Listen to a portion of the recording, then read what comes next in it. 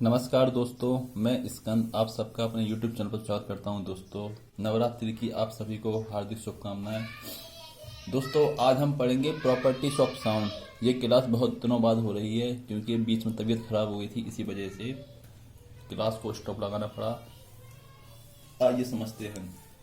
ये कुछ डेफिनेशन है, इम्पोर्टेंट चीज़ है जो हमारे पेपर में आती हैं। पहला है लाउडनेस, दूसरा है पिच, तीसरा है टिम्बर, चौथा है इंटेंसिटी।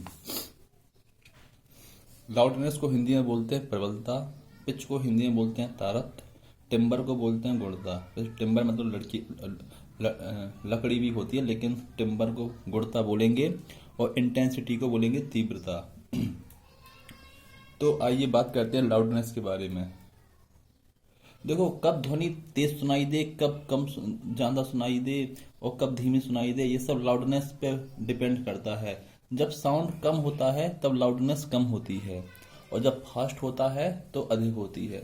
जो हमारे बूढ़े वृद्ध व्यक्ति होते हैं वो शादियों में जब डीजे ऑर्केस्ट्रा बजता है तो वहाँ पर उन्हें बहुत दिक्कत का महसूस होता है, क्योंकि एक समय लिमिटेशन होती है, मतलब उसकी डेसिबल में हम इसको साउंड को मेजर करते हैं, मतलब कितने डेसिबल पर हानिकारक है साउंड और कितने डेसिबल पे लाभदायक है। ये तो हम बाद में बताएंगे, अलग से वीडियो बनेगा। लेकिन अब हम इसको जानेंगे लाउडनेस में। ध्वनि का वह कैरेक्टर, साउंड का वह कैरेक्टर जिसके अनुरूप ध्वनि कान को स्लो अथवा फास्ट सुनाई देती है, मतलब स्लो और फास्ट सुनाई देती है।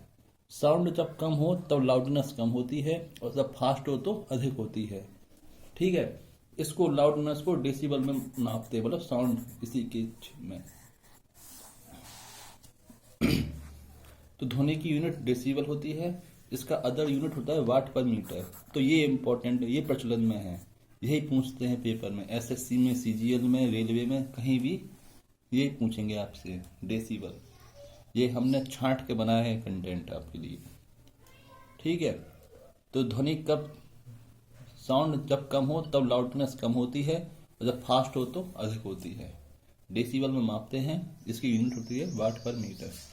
अब है दूसरी चीज पिच, इसको बोलते हैं तारत, इंग्लिश में याद रखेंगे पिच। ये पिच क्या है? ये संगीत स्वर का लक्षण है। संगीत में ध्वनि नहीं होती है तो उन्हीं का एक लक्षण है और ये फ्रिक्वेंसी पर डिपेंड करती है, ये बहुत इंपॉर्टेंट है। जबकि लाउडनेस में ऐसा कुछ नहीं है, पिच है जो हमारी फ्रिक्वेंसी पर डिपेंड करती है। पिच डायरेक्टली समानुपाती है फ्रिक्वेंसी के। जब पिच ज्यादा होगी तो फ्रिक्वेंसी ज्यादा होगी, जब पिच कम होगी तो फ्रिक्वेंसी कम होगी। यदि हम ध्वनि के संगीत स्वर का लक्षण है क्या, पिच इंपॉर्टेंट है कि साउंड की कौन सी ऐसी प्रॉपर्टी जो संगीत स्वर का लक्षण है, वो है पिच। यह फ्रिक्वेंसी पर डिपेंड करती है। पिच डायरेक्टली समानुपाती फ्रिक्वेंसी, जब पिच बढ़ेगी तो फ्रिक्वेंसी बढ़ेगी, जब फ्रिक्वेंसी बढ़ेगी तो पिच बढ़ेगी, जब फ्रिक्वेंसी घटेगी तो पिच घटेगी। समानुपाती मतलब जब कोई बढ़ रहा तो बढ़ रहा, जब कोई घट रहा तो घट रहा। इसके बाद है टिम्बर। टिम्बर को बोलते हैं गुणता। टिम्बर क्या है? भिन्न भिन्न वाद्य यंत्रों से समान पिच या समान लाउडनेस वाली दो साउंड को अलग अलग पहचाना जाता है।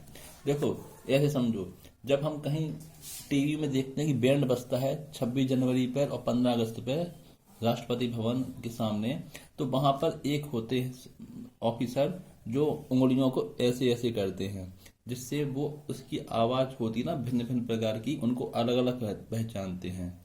बस यही है वो चीज, यह साउंड की गुणता। टिम्बर को भिन्न भिन्न, जब विभिन्न प्रकार के वाद्य यंत्र बजते हैं तो उनमें से विभिन्न प्रकार की आवाजें निकलती हैं, बस उन्हीं आवाज को अलग अलग करने के लिए वो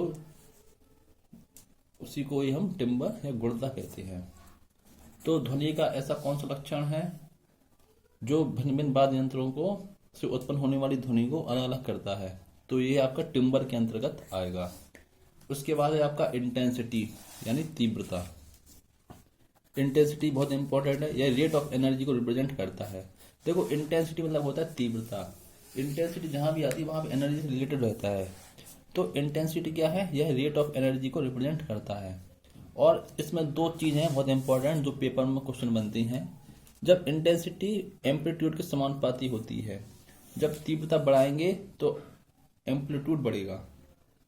एम्पलीट्यूड की हिंदी होती है आयाम, और जब आयाम कम करेंगे तो इंटेंसिटी कम होगी।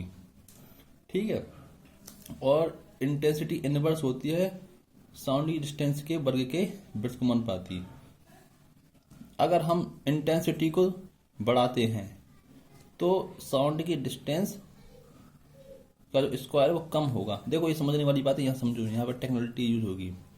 अगर हम इंटेंसिटी बढ़ा रहे हैं तो डिस्टेंस है ना साउंड की, स्क्वायर के वर्ग के व्युत्क्रमानुपाती कम होगी। अब जैसे मान लो हमने 1 गुना इंटेंसिटी बढ़ाई, मतलब